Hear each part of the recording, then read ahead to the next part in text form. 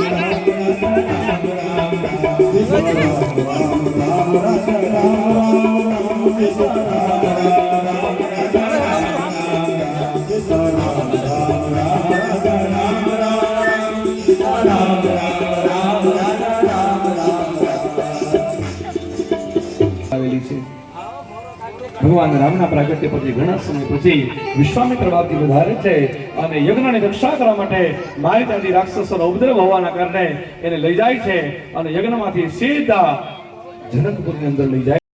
કાલા યુવા રાજા કે રામ રાજ્યની કલ્પના કરી છે.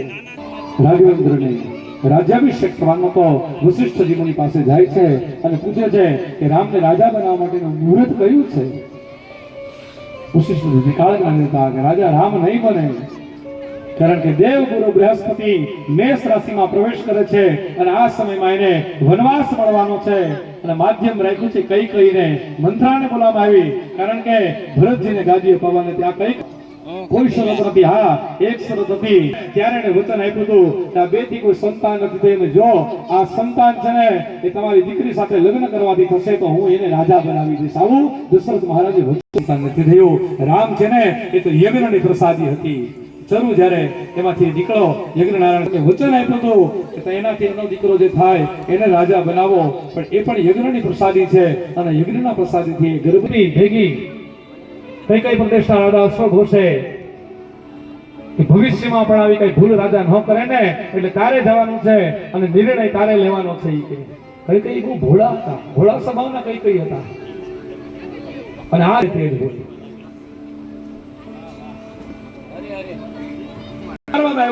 પુષ્પોથી અલગ અલગ પ્રકારના દીવડાઓ પ્રગટાવ્યા હતા. કાલ સવાર થશે અને પહેલો રાજ્યાભિષેક છે એ વશિષ્ઠ મુનિ પ્રથમ તિલક હી કિન્હા. મુનિ વશિષ્ઠ પેલું રાજ તિલક કરી અને રાજાને ગાદી પર બેઠાડશે અને ધર્મનો દંડ એના હાથમાં કાલે આપશે. પણ થયું એવું નહીં જેવું તમે વિચારો એવું કાંઈ ન થાય. આખી રાતમાં પલટી બાજી આખી પલટાવી નાખી. કઈ ના આગળ આવીને કઈ તમને કઈ સમાચાર મળ્યા કે આખી અયોધ્યાની અંદર પેંડા વેચાઈ ગયા છે, લોકોને ખબર પડી ગઈ છે કે કાલે રાજા રામ બનવાના છે. કઈ તો આનંદ એટલો બધો કૌશલ્યા કરતા અધિક આનંદ કઈ ના મનમાં થયો. અરે તમારું માન ધોવાઈ જશે. રામ રાજા બને એટલે કૌશલ્યા રાજ માતા બનશે કે તમારું કોઈ મૂલ્ય નહીં રહે કે આ રાજભવન ની અંદર નથી સમજતા. કઈ ઘણા બધા સમજાવવામાં આવે ખાલી રામ રાજા બની જાય ને તો મહારાણી કોણ બને? તો કે મહારાણી કૌશલ્યા બને, રાજમાતા બને, સીતાજી મહારાણી બને અને રાજમાતા કૌશલ્યા બની જાય પછી મારું કોઈ મહત્વ ન રહે. એટલા માટે સાચી વાત છે. તો તમારે શું કરવું જોઈએ? દશરથ મહારાજે તમને વચન આપેલા છે કે જ્યારે જરૂર પડે ત્યારે બે વચનો માગી લઈશ. કાલ માગી લેજો વચન ઈ કે મારો ભરત છે એ રાજા બને અને રામને 14 વર્ષનો વનવાસ થાય. પણ ભૂલ નહીં કરતા વચનમાં. જો પેલું વચન એવું માંગ્યું ને કે રામને વનવાસ થાય તો બીજું વચન લેવામાં એ પેલા તો દશરથનો પ્રાણ નીકળી જશે ને વચન એમ ને એમ રહી જશે. કારણ કે ક્ષત્રિયાણી છે ને ઈ 2 જ વચન માગે, વૈશ્ય છે ઈ 3 વચન માગે અને બ્રાહ્મણ ખાલી 1 જ વચન માગી લે. એટલે વામને 1 જ વચન માંગ્યું, 3 ડગલા પૃથ્વી આપી દો ઈ કે. આ જે સંસ્કૃતિ, આ જે પરંપરાઓ છે, કેટલા વચન ભગવાનની આગળ માંગવાને એ વર્ણ પ્રમાણે નક્કી થાય છે. સમય થતો ગયો પણ કઈ છે ને સૌથી વધારે પ્રેમ રામને કરતા હતા, રાઘવને બહુ પ્રેમ કરતા હતા. કેટલો બધો પ્રેમ કરતા એના તો પ્રમાણ છે રામચરિતમાનસમાં, આનંદ રામાયણમાં, યોગ વાસિષ્ઠ રામાયણમાં, કાગભૂષણજીની રામાયણમાં એટલા બધા પ્રમાણો છે ના ઈ કે સૌથી વધારે પ્રિય પાત્ર કઈને હોય તો રામ જ પ્રિય હતા. રામથી બીજું કોઈ એને પ્રિય નહોતું. અરે દશરથજીને જેટલો પ્રેમ કરતા ને એનાથી અનંત ગણો પ્રેમ રામને કરતા હતા. મોકલતા જાઓ, રાઘવેન્દ્રને બોલાવી આવો પછી હું જપું. બધાને બોલાવવા મોકલે અને બધાને બોલાવવા મોકલે ને તો રામ નો આવે અને છતાંય દશરથ મહારાજ એની પ્રતીક્ષા કરે. રામ પધારે તો હું ભોજન કરું, રામ આવે તો હું ભોજન કરું. કઈને મોકલે છે જાઓ કઈ તમે તો રામને બોલાયા હોય કે કઈ રામ એમ કે કઈ માં તમે ઘડીક ઉભા જો કે કારણ કે મારો દાવ આવ્યો છે બેઠા રહેતા અને ઘડીક પછી ઘણો બધો સમય વયો જાય ને તો દ્રષ્ટિ રામને કઈ પર પડે, કઈ એમ કે માં તમે હજી બેઠા કે